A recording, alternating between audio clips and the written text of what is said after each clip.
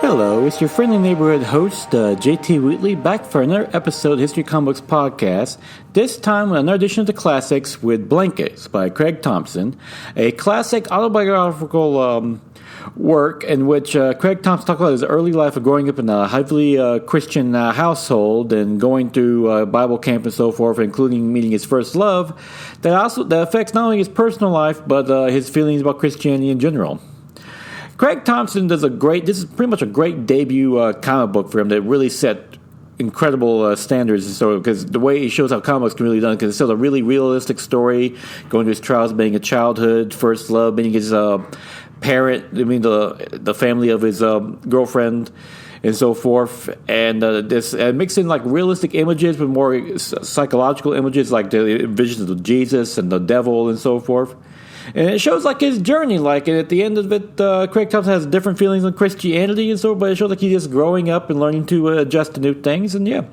But it's what's great about it is it's just a simple personal story, but told in comic books, it takes almost an epic fashion. And Blankets is really one of the great examples of what you could do with comic books. You don't have to be superheroes or science fiction. You can be just simple stories about a man growing up and learning to make changes in his own life. So, yeah, it was released on July 23rd, 2003. No less than Time magazine called it the best comic book of that year and one of the best of the decade. It won numerous awards across the board and really launched Craig Thompson's career after that, which he was also received years later due to the highly acclaimed Habib, a book I haven't read yet, but I've heard many good things. I have to eventually check it out. But yes, definitely if you want to check out a real classic, check out Blankets by Craig Thompson. That is a true classic and really shows what you can do with comic books. And now is September 3rd, 2020, time for the favorite comic book of the week.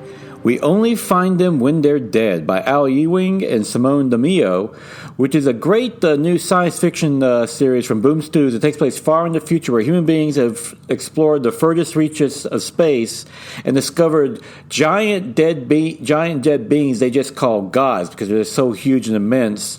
And they're always dead when they find them.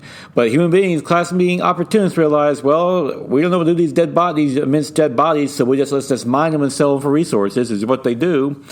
And the main star of the series is Georges, who pilots the autopsy ship, the Vihan. And he's out on a mission to once again harvest the current dead god they discovered. But he's got a secret plan that could not only change his fate, but the entire galaxy's.